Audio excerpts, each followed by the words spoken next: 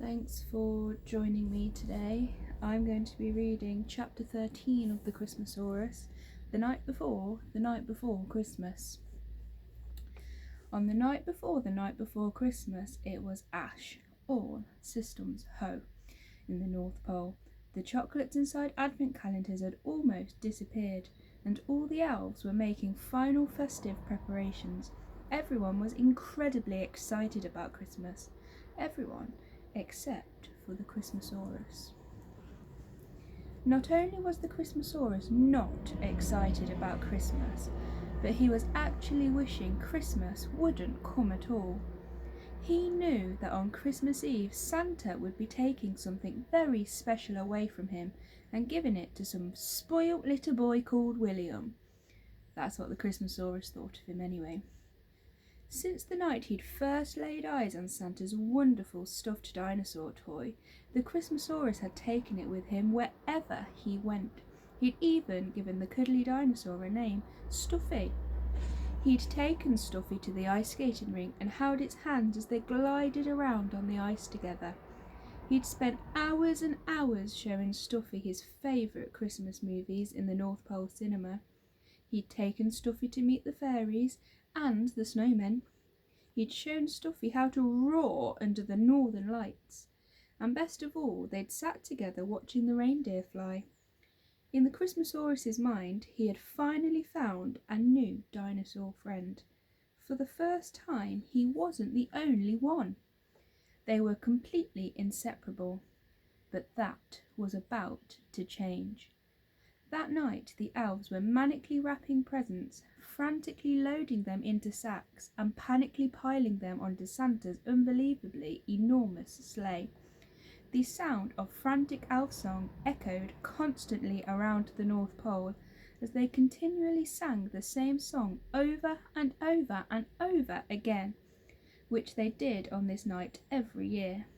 Santa had grown so sick of hearing it that he'd gone to the trouble of making himself some special earplugs that were specifically designed to block out the sound of this particular elf song. Santa privately thought these were the best things he'd ever made, as they meant that he no longer had to listen to this. It's the night before Christmas, the worst night of the year. There's far too much to do, and it fills us up with fear. It doesn't look like we'll make it, but we've brought this on ourselves. So if Christmas doesn't come, you can blame the North Pole elves. It's the night before Christmas, and we're busier than ever before. There are toys up to our eyeballs, and our hands and feet are sore. But you don't hear us complaining, we sing our troubles away, whilst harnessing up the reindeer to the still not ready sleigh. It's the night before Christmas, no time for toilet breaks. We've got microscopic fingers, so we might make some mistakes. But as long as the job gets finished and Santa gets on his way, we'll be happier than the kiddies getting toys on Christmas Day. Those are just 3 of the 38 verses of that song which the elves wailed out at the top of their voices. It was quite unpleasant enough to have to sit through the entire thing once, let alone repeatedly until the job was finished. This year, the worst thing about the song was that it meant the time had finally come for the Christmas Oris to say goodbye to Stuffy. Sprout and Snozzletrump came to collect it, but couldn't seem to find Stuffy or the Christmas Oris anywhere. They searched high and low, low and high, until eventually they found the Christmas Oris hiding with Stuffy behind a stack of hay in the flying reindeer stables. The Christmas Oris let out a soft, sad roar, and a large dino-sized teardrop formed and froze on his scaly cheek as the elf slid his stuffed friend out from its hay hiding place. Snozzletrump felt so sorry for the Christmas Oris. He could see just how much this toy meant to him. Even though the Christmas Oris had so many wonderful friends in the North Pole, none of them were dinosaurs. and Snuzzletrump knew that was tough. "I'm sorry, Christmas Oris. It's time to say goodbye. It's going somewhere special, so there's no need to cry. It'll be loved and cherished, just the way it was by you. But a little boy called William needs a friend more than you do," whispered Snuzzletrump as he patted and stroked the Christmas Oris. The elves gave the Christmas Oris a hug and took him back to his favourite spot by the fireside in Santa's dreaming den, where he curled up into a sad ball. They softly sang him a lullaby until he stopped crying and fell asleep. Then they quietly took Stuffy away. It was swiftly wrapped in spotty paper with a red ribbon, and a tag was tied to it that said, "For William, from Santa." It was then put into a sack and heaved into the sleigh by 4 singing elves, along with thousands and thousands of other sacks.